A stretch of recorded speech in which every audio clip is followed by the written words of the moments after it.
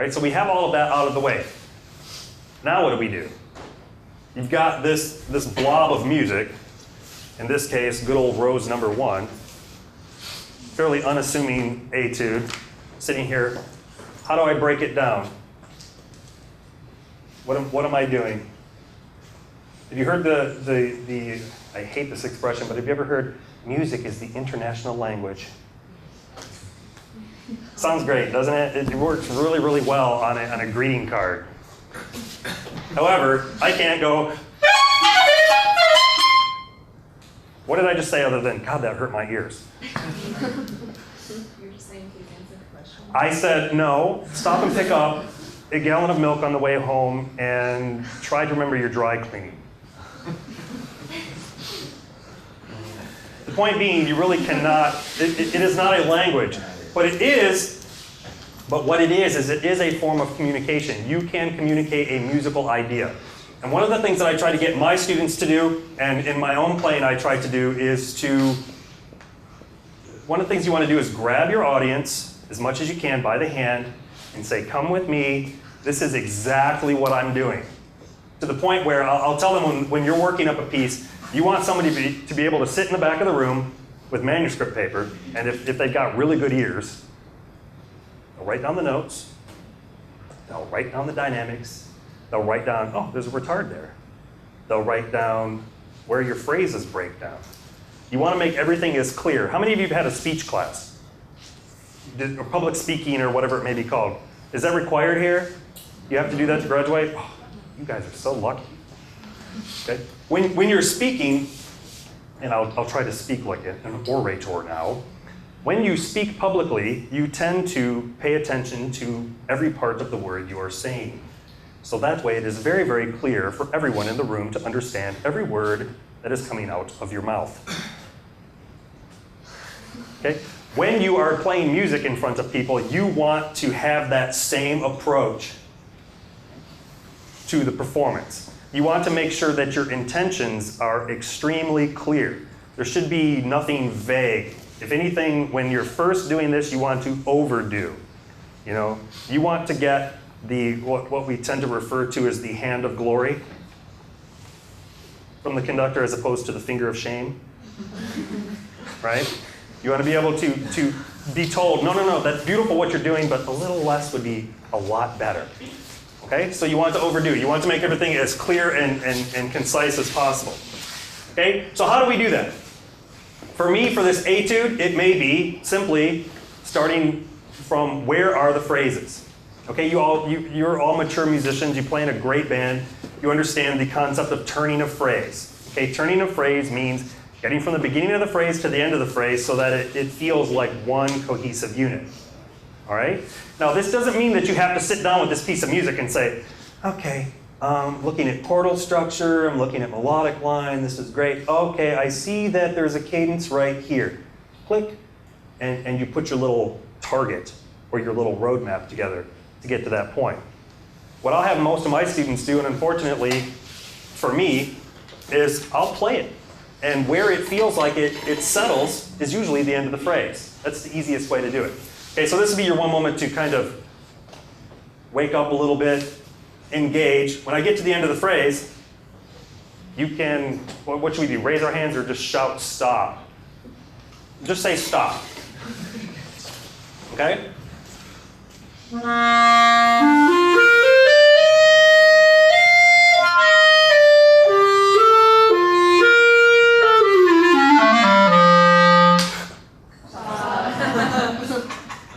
Okay. Wow. Okay, cool. So we'll mark that. We'll pretend I have a pencil because I came to class unprepared today.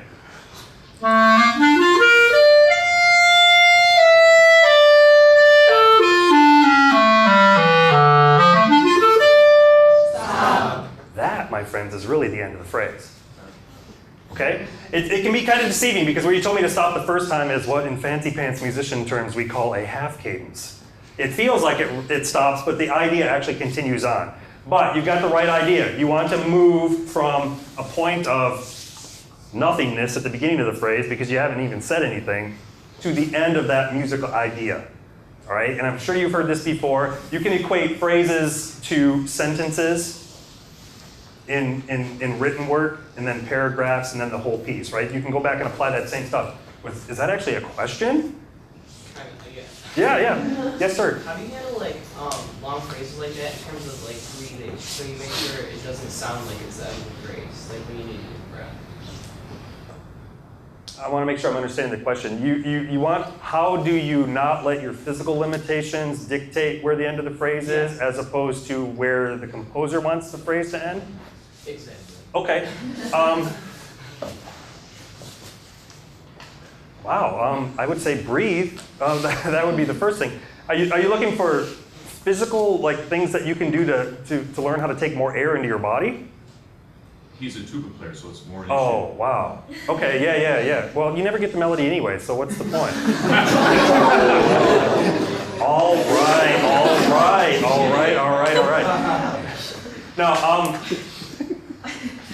the keys for me, especially right now, because I am out of shape and it's spring, so I don't have, the allergies don't allow you to have the lung capacity that you would want to have. It's an issue, but you try to find places, if you have to, logical places within a phrase to break it down and grab a breath. A phrase doesn't mean always one breath from beginning to end. It means one idea.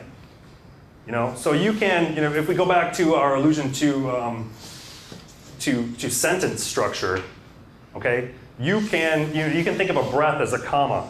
Funny, maybe that's why they actually use that as a breath mark in most music. You think of it as a see, that was one of those 20-year moments that I just had. You can think of that breath as kind of a comma or a slight pause in the middle of that phrase. But you do want to make sure that it's in a logical place. We just talked about, in this piece, in this phrase that we just played, there's the half cadence and then there's the full cadence. There's that, well, you could kind of stop here if you wanted to, but I'm really not done saying everything I want to say, and then go on. You can grab breaths in places like that. The editor who put this edition together puts breaths, actually, he puts them in some physical places. And I've never used this book before. Usually I use a different edition. And this was the one that I could find. Long story, but it's the one that I could find before I came over here. So I was actually breathing where it told me to. And there were a couple places where I breathed, and I thought, oh, that makes absolutely no sense whatsoever. So I kind of get your point, but go through and listen. And where it feels like it's going to settle for a moment, if you could pause for that one split second and get a good breath, and then move on. If it's in a solo piece, then that's what I would recommend doing. If it's in a rehearsal situation, you want to make sure, if it's within the band structure, you want to make sure that you're breathing in a place where the entire band is at one of those moments. And if you can't quite get to that point, then you probably want to go in and talk to your band director and say, where would be the most logical place for me to breathe and not trip up the entire sound pyramid? I did the best I could. It was great. Oh, yeah, okay. Any other questions on breathing and when to breathe, when not to breathe? Stagger breathing, circular breathing. What's that? Circular breathing? I can't do it, so I won't go into it. But it's circular breathing is a concept of where you actually will take a breath while you're still playing. And you allow the air to come out into your cheeks, and then squeeze it into your instrument while you inhale through your nose. I can do it great just going, but as soon as I try to put my clarinet in my mouth, it just doesn't happen. So that's all that reference is. Okay, so we're figuring out what the basic structure is. We're going to listen, we're going to map out what our phrases are. So you have kind of a roadmap. It actually helps for me when I'm going through a piece to draw targets in the music. I'm starting here, I'm going to here with a big fat X. And then I'm moving to here with an X. And even if it's only from the standpoint of, I know where the beginning and the end is, you tend to think longer in the phrases as opposed to, I just got through that one bar that had all of that noodling in it, all of those notes, all the black stuff, and now I'm done. I can kind of flake out and not pay attention again until I get to the next section where I've got a lot of notes to play. It also helps if you understand when you're mapping things out what what part you are playing. Since we're in a band, and band is a vertical idiom, meaning you've got layers and it's lateral because there's melody and things moving forward in time. There are different pieces to the puzzle, and you probably heard a lot of times, don't play out there, you have the harmonic line, or you have the counter melody, or bring this out, you have the melody, you bring that out because you have the counter melody, and you guys back there are just playing afterbeats. Sorry, French horns. You guys are just back there playing afterbeats. I don't need those so much, okay? So it helps to know where you are. In a lot of cases, you'll know if you're playing the melody or you're playing the theme, thematic, if it's just the little note. Going back to Mozart, you'll hear all over the place, okay? That's the melody, that's the theme, all right? If you're just playing,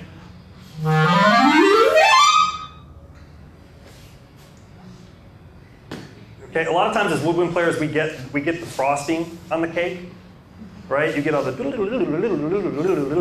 yeah, this is great, but it really doesn't add a whole lot. It's nice icing on top, but there really isn't a lot of importance there. It helps to know what you're playing. Is it a transition? Are you going from theme A to theme B? And everything that I'm playing now is just kind of an access road that gets from theme A to theme B. You just want to kind of have an idea of what part you're looking at. Getting down into it a little bit further, you want to look at what was the composer's intent. Okay? In a lot of cases, composers will tell you exactly. I want you to play at 144 beats a minute here, and I want you to play staccato with this, and I want you to crescendo here, and it's great. But what was the composer's intent as far as how that relates to the overall line? Just kind of keep those things in your mind as you're going. Tempos, style markings, dynamic interests, are you going to crescendo, decrescendo, etc. Okay? Tension and release. You talk about that a lot in rehearsals, I would assume? Yeah. Tension and release. You guys know, obviously.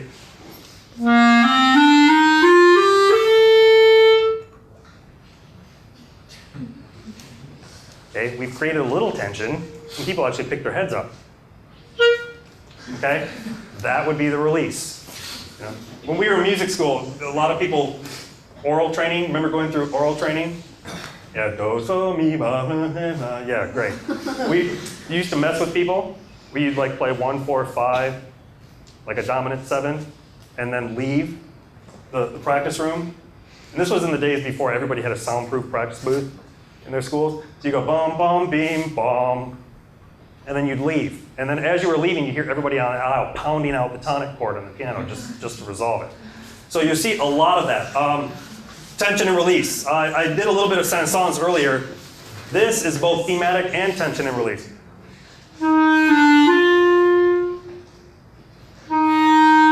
Ah, now it's back. Your ear settles.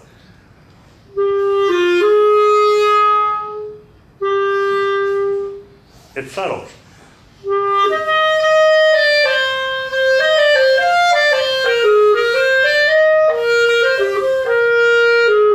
Sorry, I don't quite have it memorized.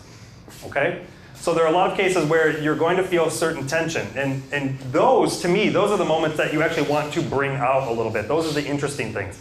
If things don't fit, you pay attention. If everything just kind of goes around vanilla, metal blase, as we like to call it, it's just going to sit there and you don't pay any attention to it. So you really want to grab those moments of tension and work those for what they are. Going back to Saint-Saëns.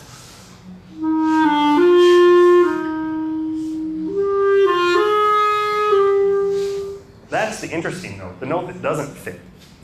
Okay, it's one of those cases where you can say, be an individual and really mean it.